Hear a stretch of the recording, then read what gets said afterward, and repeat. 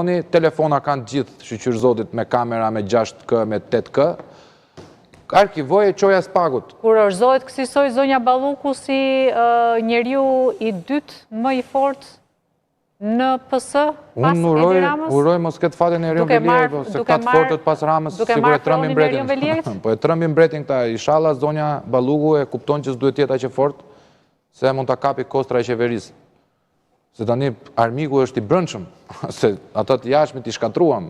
Tani do filloj pastrimi nga brenda, edhe e bën e herë pas here me grupe armiqësore, siç e ka pasur Enver Hoxha, grupe armiqësore në naft, në Pambuk, në gjitha dhe ky fillon. Do thënë, si ka mundësi vetëm kaq po i bëj një pyetje po i hedh në tavolinë. Si ka mundësi që një qeveri krenohet me futje në burg të eksponentëve të vet. Pra, unë jam kryeministri i Shqipërisë, Luani është ministri im i financave dhe unë gëzohem tani që Spaku pas ka punuar për të futur Luanin, ministrin e qeverisë time në burg. Dhe kjo është një arritje imja. Dhe pyetja më themelore është si ka mundësi që ha populli shqiptar këtë lloj retorike. Në tërë vendet e botës po të binte qeveria në burg do kishe shpull në vota. 1 milion shuplaka. Këtu do ndryshe. Sepse është koloseu modern, ne duam gjak. Gjak! Se di, unë ngre duart, lartë. Nuk di ta shpjegoj këtë.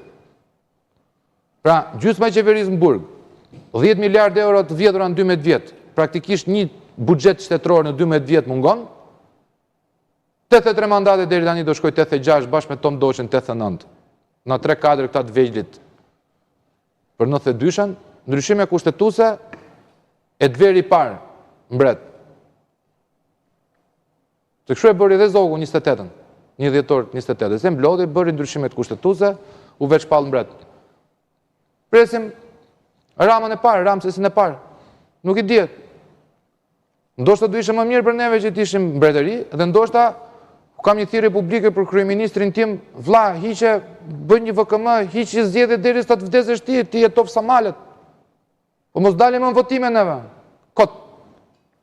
Për çfarë dalesh? Ka një shpresë dalesh në 2029-ën?